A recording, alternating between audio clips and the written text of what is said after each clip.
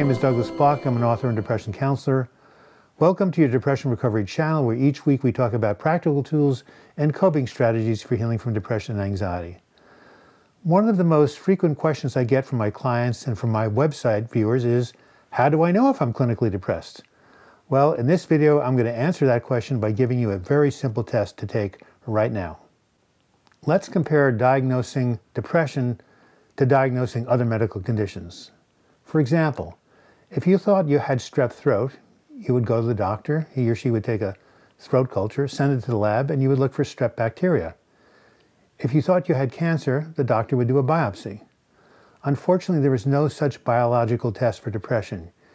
You can't poke a hole in the brain, take some cells, and see if they're depressed. It just can't happen that way because, obviously, we are not that sophisticated.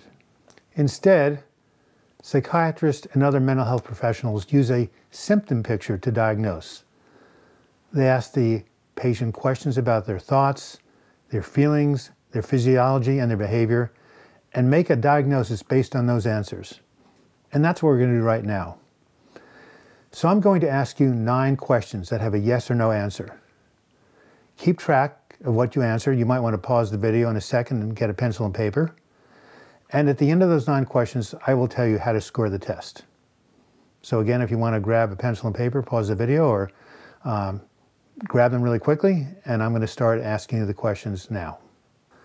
Before I start with the questions, I want to mention to you that these are taken directly from the DSM-5, which is the manual that mental health professionals use to diagnose mental health disorders.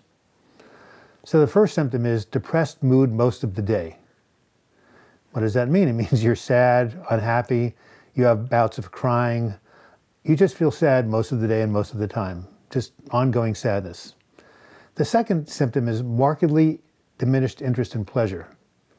This means you can't enjoy things, or the things you used to enjoy, you no longer enjoy. For example, I know a high school student, when he got depressed, he stopped playing soccer, stopped getting good grades, stopped seeing his friends, withdrew. You could see that these things that he used to like, he couldn't handle anymore. Now, a typical way that this is described is through the term anhedonia. That's actually the clinical term for not being able to experience pleasure. And that was the original title of the film Annie Hall by Woody Allen. Why do you think that was? Because Woody Allen is a chronic depressive. Actually, in the opening scene of Annie Hall, he says that all life is divided between the horrible and the miserable. So there you have it. Symptom number 3 is significant change in appetite leading to weight loss or weight gain. Mostly people stop eating. My mother lost 40 pounds in a couple of months when she got really depressed. I just had a member of my group, broke up with a boyfriend, got really depressed, stopped eating for 3 days. Of course, I've thought of creating a book called The Depressive Weight Loss Diet, but I don't think it would catch on too quickly. So, the other thing people do, of course, is they overeat as a way of coping with depression. So either not eating or overeating, that is symptom number 3. Symptom number 4 is insomnia or hypersomnia, which means too much sleep nearly every day. For me, insomnia is the canary in the coal mine. When I start having trouble sleeping, I know that depression is on the way. Now, insomnia means 2 things. One is you can fall asleep, you cannot fall asleep. But the other one is you fall asleep, but you wake up early in the morning and can't get back to sleep. Oftentimes you're ruminating, you're anxious. So those are the 2 forms of insomnia. As for hypersomnia, when I was in a halfway house many years ago, a girl there I became close to was sleeping 16 to 17 hours a day to deal with her depression. That obviously is not healthy either. The 5th symptom is psychomotor agitation or retardation nearly every day. Agitation, we know about. I did a video called How I Survived an Agitated Depression. You know, shaking, moving, anxious, pacing back and forth. Psychomotor retardation means a slowness in movement or speech. It feels like the person is going in slow motion. Symptom number 6 is fatigue or loss of energy nearly every day. This should be obvious. So many people I know when they get depressed, they have no energy. They have no motivation. They can't do very much. I remember one client said that filling the sugar bowl felt like climbing Mount Everest. It takes so much effort to do even the simplest things. A very, very common symptom of major depression. Symptom number 7 is feelings of worthlessness or excessive or inappropriate guilt. Now, I'm reminded of Mike Wallace, who was the famous newscaster for 60 Minutes, who suffered from depression. He went public, and he used to say, "My self-esteem was so bad I felt lower than a snake's belly." I thought about that. How can you get lower than a snake's belly? I mean, a snake's belly is on the ground, right? So he was feeling pretty terrible. So I know a lot of people who are depression put themselves down, negative self-talk, punish themselves, worthless, I'm no good, I don't deserve to be here, people would be better off without me, all this horrible self-talk. That is symptom number 7. Symptom number 8 is diminished ability to think or concentrate, or indecisiveness. I remember when I was severely depressed, I couldn't concentrate. I remember going to a bookstore and finding this book that said Overcoming Depression, and I opened it up and it had all this detailed descriptions of brain chemistry and neurotransmitters. Man, I couldn't even read a comic book. So a lot of people simply cannot read. A lot of avid readers I know have stopped reading when they've been depressed. Now, as far as indecisiveness goes, can't make a decision, go back and forth. This is why I made a video that said, do not make major decisions when you're depressed. You just can't trust your judgment. The 9th and final symptom, and the most serious by far, is recurrent thoughts of death, recurrent suicidal thoughts, without a plan, with a plan, suicide attempts. Of course, this can be the end of depression because it can be the end of life. This is no place you want to go and end up. I have a number of videos on suicide prevention. There is a way out, but if you are suicidal, that's a pretty clear indication that you're suffering from major depression. Have you been keeping a tally? Now count the symptoms that you identified with.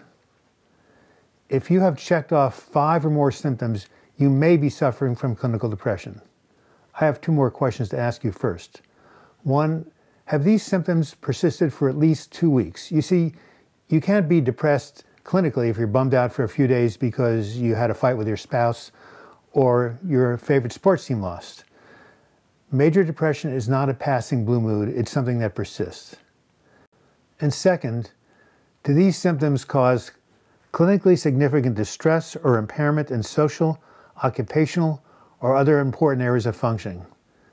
To put it simply, many people with depression find their ability to work and to love diminished, and that's Freud's definition of mental health. So depression interferes with their ability to work and to love. For example, a lot of people have to stop working, they take time off. Other people withdraw from relationships and from people they care about, and so their social relationships are majorly hindered. So to summarize, if you have 5 or more symptoms of major depression, if they have persisted for more than 2 weeks, and if they have interfered with your normal functioning, you may have a diagnosis of clinical depression. Now, to be sure, find your GP or go ahead and get a referral to a psychiatrist or mental health professional and see them and talk about what's going on, mention these symptoms, and see what they say. If you are diagnosed with clinical depression, don't worry too much. I mean, I know it's a really difficult thing to have, but it is treatable. Psychotherapy, medications, and all the tools we talk about on this channel and in my book, Healing from Depression, can be used. And of course, many people do overcome depression. The great majority do.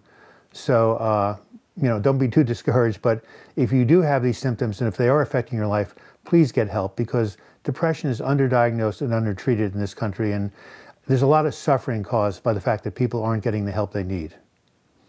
Now, what if you have only 2 or 3 symptoms marked off, or 4? This means you probably have mild depression. In some cases, it can be treated without drugs. Psychotherapy and lifestyle changes will work. Again, talk to these your practitioners or your people you see about these symptoms and see what they have to say. And if these minor symptoms persist for more than 2 years, you probably have a condition called insomnia, and I'll be making a video on that. This has been Douglas Bloch. Thank you for watching this video. I hope you've enjoyed it. If you have found it useful, please give it a like. And if you want to be alerted to future videos, please subscribe to this channel. You can do so during the closing credits by clicking on my photo. If you click on the image of my book, Healing from Depression, you'll be taken to my website. And if you click on the images of videos, you'll be able to see those. And until we meet again, I wish you the best in your mental health recovery. Thank you.